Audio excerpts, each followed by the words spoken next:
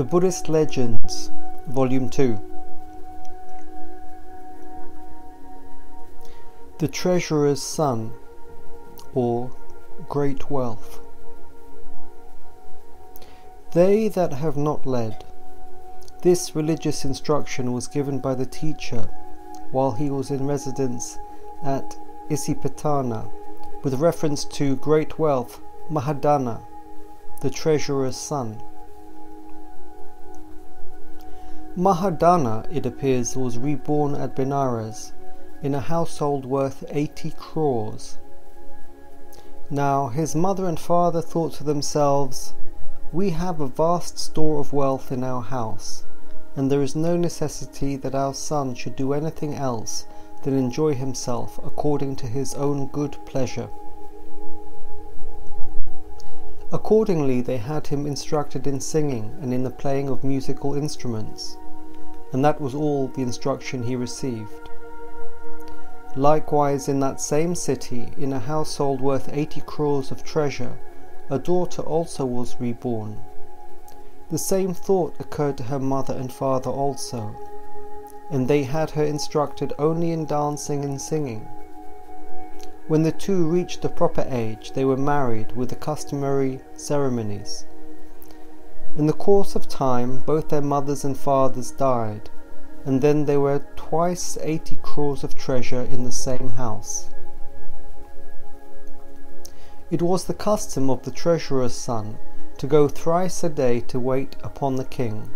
One day a company of knaves who lived in that city thought to themselves, "If this treasurer's son would only get drunk, it would be a fine thing for us. Let us show him how to get drunk." Accordingly, they procured strong drink, put roast meat, salt and sugar in the skirts of their clothing, and taking roots and bulbs, seated themselves in a convenient place, watching the path by which he would approach from the royal palace. When they saw him approaching, they began to drink strong drink, placed particles of salt and sugar in their mouths, and took the roots and bulbs in their teeth and chewed them. And they said, "Live for 100 years, Master Treasurer's son.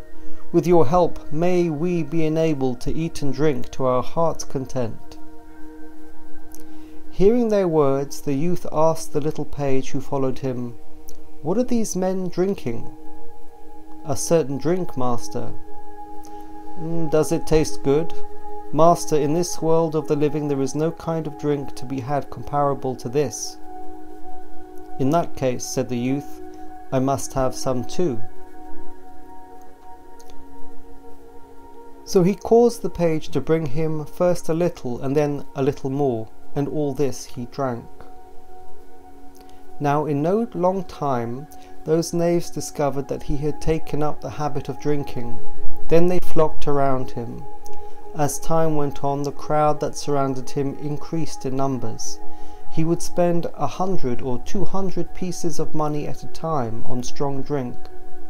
It became a habit with him after a time, wherever he happened to be, to pile up a heap of coins and call out as he drank, "Take this coin and fetch me flowers, take this coin and fetch me perfumes. This man is clever at dicing, and this man at dancing, and this man at singing, and this man at playing the musical instruments. Give this man 1,000, and this man 2,000. Thus did he spend his money.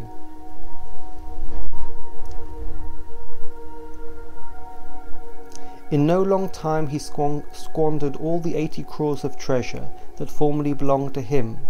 Then those knaves said to him, "Master, your wealth is all spent." "Has my wife no money?" "Yes, master, she has." "Well, then fetch that too." And he spent his wife's money in precisely the same way. As time went on, he sold his fields and his parks and his gardens and his carriages. He even disposed of the vessels he used at meals, of his coverlets and his cloaks and couches. All that belonged to him he sold, and the proceeds he spent in riotous living. In old age he sold his house, the property of his family, and those to whom he sold his house took possession of it, and straightway put him out. Thereupon, taking his wife with him, he found lodging near the house wall of other people's houses, With a broken potsherd in his hand, he would go about begging alms. Finally, he began to eat the leavings of other people's food. One day he stood at the door of a rest house, receiving leavings of food presented to him by novices and probationers. The teacher saw him and smiled. Thereupon Elder Ananda asked him why he smiled. The teacher explained the reason for his smile by saying, "Ananda, just look here at great wealth Mahadhana, the treasurer's son. In this very city he had squandered twice 80 crores of treasure. Now, accompanied by his wife, he is begging alms. For if, in the prime of life, this man had not squandered his wealth, but had applied himself to business, he would have become the principal treasurer in this very city, and if he had retired from the world and become a monk, he would have attained arahatship, and his wife would have been established in the fruit of the third path. If in the middle life he had not squandered his wealth, but had applied himself to business, he would have become the second treasurer, and if he had retired from the world and become a monk, he would have attained the fruit of the third path, and his wife would have been established in the fruit of the second path.